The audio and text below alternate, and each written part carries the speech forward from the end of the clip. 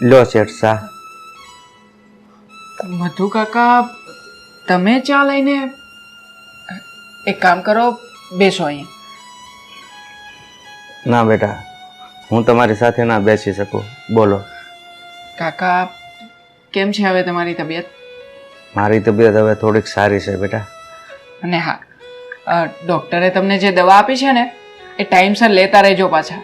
હા બેટા, દવા તો હું ટાઈમે જ લઈ લઉં છું, પણ મારે તમારી સાથે થોડી વાત કરવી છે. શું વાત કરવી છે કાકા? બોલો ને, બોલો. બેટા, તું આ બંને મા દીકરી ઉપર આવો જુલમ ન કર, એને માફ કરી દે. કાકા, હું એમના પર કોઈ જુલમ નથી કરતો. એમને તો બસ હું જિંદગીના પાઠ ભણાવું છું. એમની વર્ષો જૂની જકડાઈ ગયેલી રગો એને બસ હું છૂટી કરું છું. બેટા, એ બંને મા દીકરી પૈસાના તોરમાં સકી ગયા છે અને એના મગજમાં પૈસાનો પાવર ભરાઈ ગયો છે, એટલે હવે એ નહીં સુધરે. એટલે જ તો મેં એમની પાસેથી બધું છીનવી લીધું છે કાકા, જેથી કરીને એ બંનેનો અહમ તૂટી જાય. પણ બેટા, આપણાથી એની જેવું ન થવાય. મોવું બધું જવા દો અને એને માફ કરી દો. નહીં કાકા, જ્યાં સુધી એમની હેકડી ઉતરી ન જાય ને ત્યાં સુધી હું એમને માફ નહીં કરું. અને હા, તમે હવે ચિંતા ના કરો. હું જે કંઈ પણ કરી રહ્યો છું ને એ બધું જ બરાબર કરી રહ્યો છું. માટે તમે હવે શાંતિથી રહો ને મને મારું કામ કરવા દો.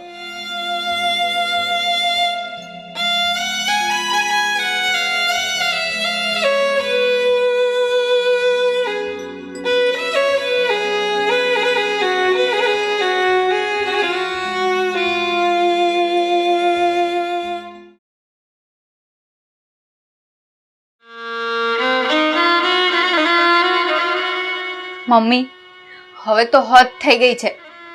પેલા સાલાએ આપણી નોકર કરતા પણ બદતર હાલત બનાવી નાખી છે. તો હવે શું કરવું તું જ કે. સાંભળો, હું શું કહું છું, આપણે બંને અહીંયાથી બીજે ઘસે મકાનમાં ભાડે રહેવા જતા રહીએ. અહીંયા નથી રહેવું મારે. પણ ક્યાં જઈશું બેટા?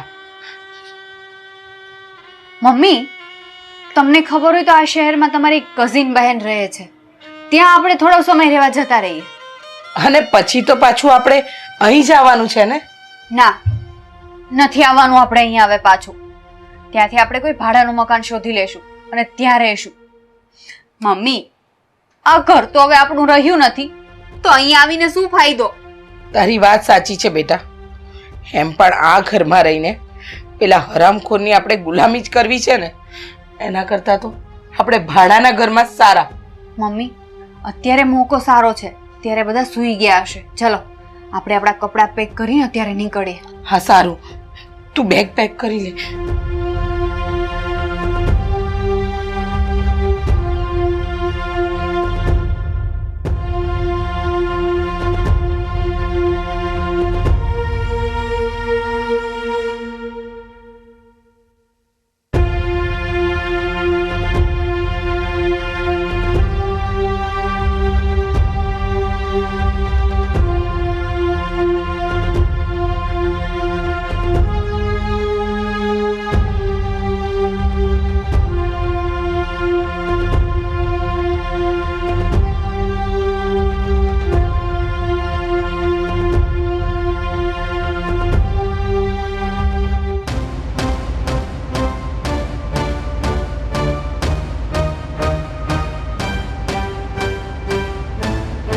ઓ મેડમ, ક્યાં જાઓ છો તમે બંને?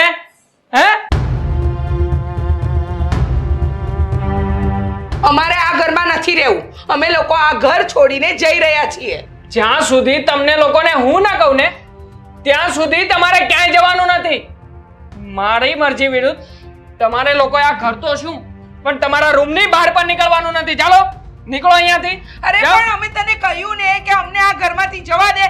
અમારે આ ઘરમાં નથી રહેવું. નથી જવા દેવું મારે. ચાલો સુઈ જાઓ તમારા ઘરમાં જઈને. જાઓ જાઓ ને જલ્દી.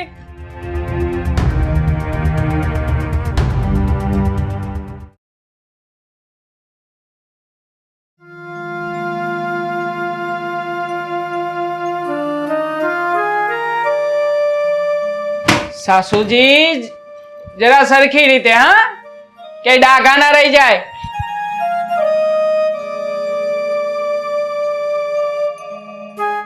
એ હળવો હાથ રાખજો, એ ટીવી છે. હળવા હાથે, ધીમે ધીમે શાંતિથી કરો. ખબર છે હા મને. અને આશા, તું આ જલ્દી જલ્દી કામ પતાવીને અમારી માટે ચા નાસ્તો લેતી આવજે. જલ્દી જલ્દી હાથ ચલાવ તું. પપ્પા, આપણે આજ સાંજ સુધીમાં મકાન ખાલી કરી નાખવાનું છે. મકાન ખાલી કરી નાખવાનું છે? પણ કેમ? શું? હા મકાન કેમ? આ ઘર ખાલી કરી નાખવાનું છે? મતલબ એ જ કે આ મકાન મેં વેચી નાખ્યું છે. બીજું શું? અમને પૂછ્યા વગર આ મકાન વેચી નાખ્યું? તમને હું શું કામ પૂછું ભાઈ? આ મકાન તો મેં ક્યારનું મારા નામે કરી લીધું છે. એટલે આ મકાનનો માલિક તો હું છું ને. એટલે હું ચાહું, જ્યારે ચાહું ત્યારે ગમે એને વેચી શકું છું. રોહન, તું આટલી હદે અમારા પર જુલમ ના કર. અમને ઘર-બાર વગરના ના કર. તું કમસે કમ અમારો તો નહીં પણ મારા પપ્પાનો તો વિચાર કર. ક્યાં જઈશું અમે? મારે કોઈનો જ વિચાર નથી કરવાનો અને મને કોઈના પર જરાય દયા નથી. માટે આજ સાંજ સુધીમાં તમે તમારા બિસ્તરા પોટલા તૈયાર કરી નાખો. આપણે સાંજે જ નીકળવાનું છે. સમજી ગયા ને?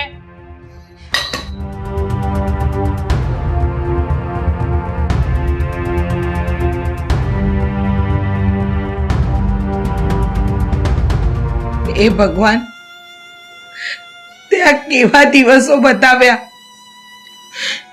એક સમય હતો જ્યારે હું આ ઘરમાં રાણી બનીને રહેતી હતી અને આજે કામવાળીની જેમ કામ કરું છું. તેમ છતાંય હું કામવાળીની જેમ કામ કરીને પણ આ ઘરમાં પડી રહેત. પણ આ દુશ્મને તો મારા માથેથી છત જ છીનવી લીધી.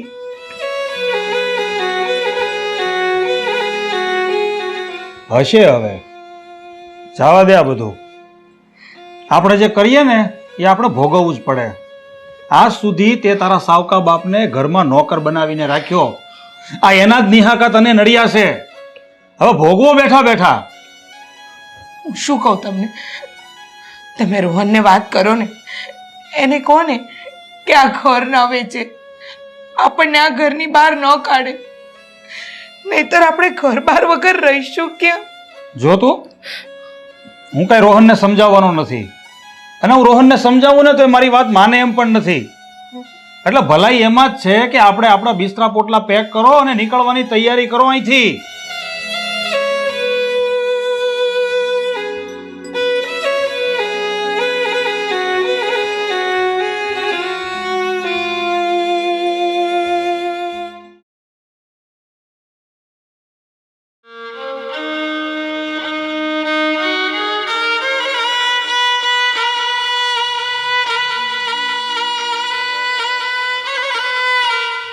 રોહન, હજી એકવાર કહું છું, તું અમને આ ઘરની બહાર ન કાઢ. અમે ઘર બહાર વગર ક્યાં જઈશું? અમારે તો જે કંઈ ભૂલ થઈ છે ને, હું એની માફી માંગુ છું. અમારા પર દયા કર. હા રોહન, અમે તારી માફી માંગીએ છીએ અને તને વચન આપીએ છીએ કે હવે પછી અમે બેફામ જિંદગી નહીં જીવીએ. રોહન, હું ઘરનું બધું કામ કરીશ, તું કહીશ ને એમ જ રહીશ, પણ પ્લીઝ તું અમને ઘરની બહાર ના કાઢ. રોહન, મને લાગે છે કે હવે આ લોકોને એમની ભૂલ સમજાઈ ગઈ છે અને આ બંને સુધરી ગયું હોય ને એવું દેખાય છે.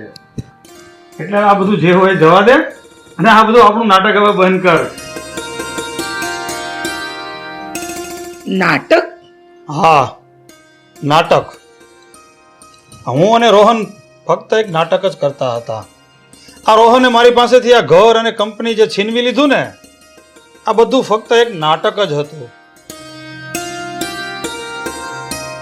હા મમ્મી, તમને બંને માં દીકરીને સીધા રસ્તે લાવવા અને તમારા બંનેની અકળ ઉતારવા મેં અને પપ્પાએ મળીને જ આ નાટક કર્યું હતું. એટલે તે આ ઘર અને કંપની એ કોઈ વસ્તુ તારા નામે નથી કરી? ના મમ્મી, મેં કઈ જ વસ્તુ મારા નામે નથી કરી. બધું જ તમારું જ છે. બેટા, તે ભલે અમારી સામે નાટક કર્યું, પણ તે અમને અમારી ભૂલનો અહેસાસ તો કરાવી દીધો. મમ્મી, સૌથી મોટી ભૂલ તો તમે તમારા પપ્પાની કરી છે. માટે તમે માફી મારી નહીં, એમની જ માગો. કારણ કે આટલા વર્ષો સુધી તમે એને તમારા જ ઘરમાં એક નોકર બનાવીને રાખ્યા હતા.